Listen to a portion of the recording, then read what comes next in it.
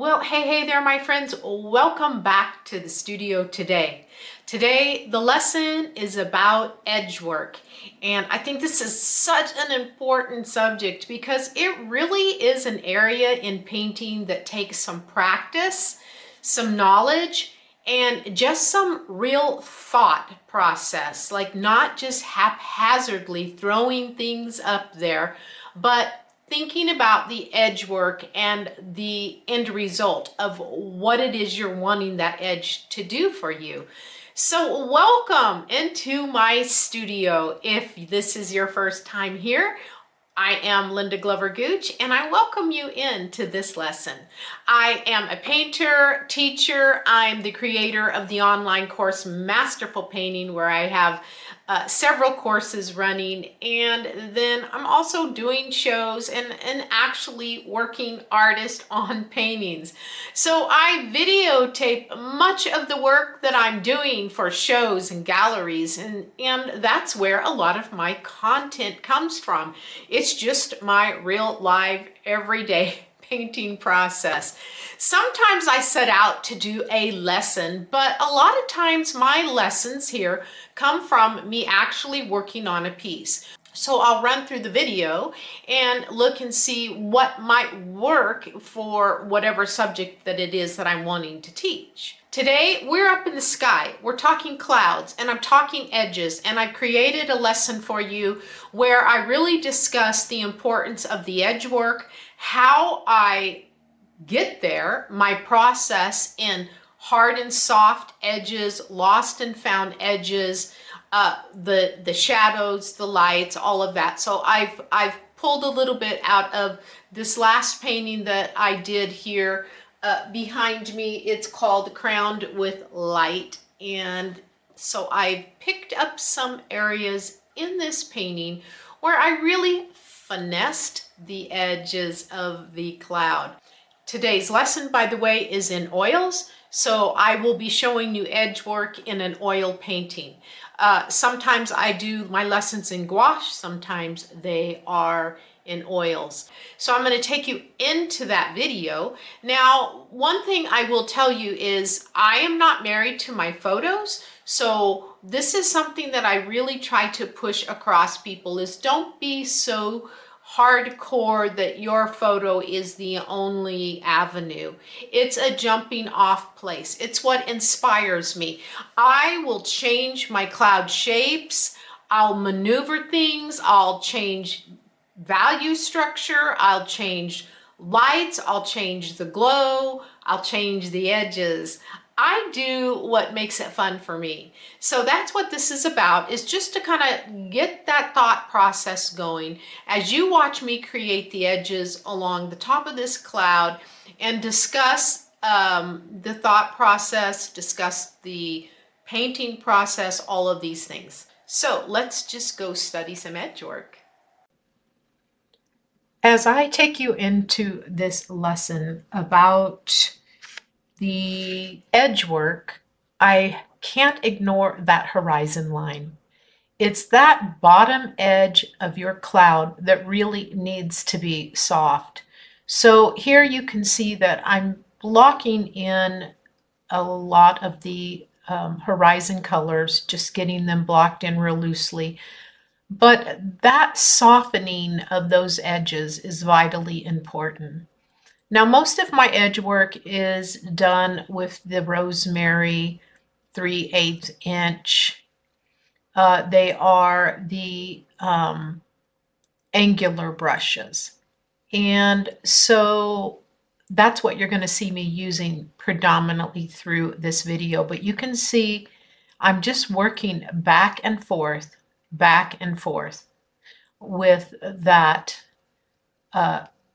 wet paint. Now, both colors have to be wet, the darks of the clouds. So there's a lot of work that goes into the horizons. Some can be less stuff going on. Some can have a lot of little clouds off in the horizon. But basically, I just wanted to share the whole thought about that bottom edge of your cloud has got to roll under and be soft. Then there's just a little point there to remind you that your mountains or whatever is at the horizon where the sky is meeting land, you've got to soften that area too.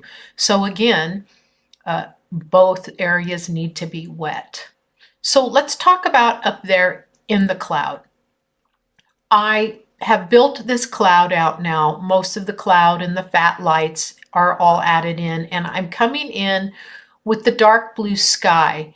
And I work in right up next to that cloud with a bigger brush, but you can see there's a little bit of a line of empty canvas, blank canvas, where I have not touched closely. So that's when I slow down and pick up one of these smaller 3/8 inch brushes that I use. I'll list this down below, but that's where I start coming in and getting close to the cloud. And I like to chisel. That's what builds my edges, I believe, is the chiseling effect. So I lay in all my fat, thick white paint first, and I paint blue sky up to it. And then I pull in and chisel what I need to chisel. Now you can see me reshaping edges right here with the point of that brush, pulling down where I want to change the shape, softening. So there will be areas here where I'll come and I'll soften, and there will be areas where it's a harder edge, but it's a very long, slow process, methodically thought out as I go. See how I'm measuring that top edge? That's boring. Those two billowing up areas being the exact same height. So this is where I can cut down in there with my blue sky and change the shape of this one so they don't look identical. The blues up there in the sky were my ultramarine blue, deep by Rembrandt, some cobalt blue, some alizarin, just a mix of them. Now the breakaway clouds are always really soft, so I try to really bring in a lot of brushwork and soften most of the edges of those breakaway clouds and most of the edge of my shadow side. You can see where that light side is a mix of hard and soft, and then over here on the shadow side is where I've got lots of soft edges. So that gives you a little bit of a direction if you don't know, well, where do I have hard edges? Where do I have soft edges? Just remember that you want a lot of that shadow side to be soft. That's not to say that we can't have a little bit of a twinkling light backlighting around the front of the cloud, coming around, on the shadow side. You see me laying a few little highlights in. They won't stay bright, but sometimes I'll put those in on those edges. And this is where I just pick and choose where I want to soften an edge and have a hard edge. It's a push and pull, a back and forth.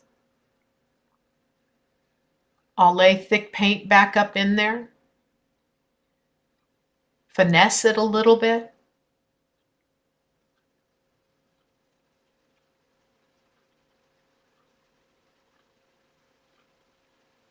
I'm working like real time right there. That's how slow I go. This is like real time. You can see me softening. There's a nice spot there for shadow and soft edge. So some of this earlier was time lapse, but you can see how slow the process is. That was me just working at regular timing. Now I've speeded this up again because there's lots of time involved.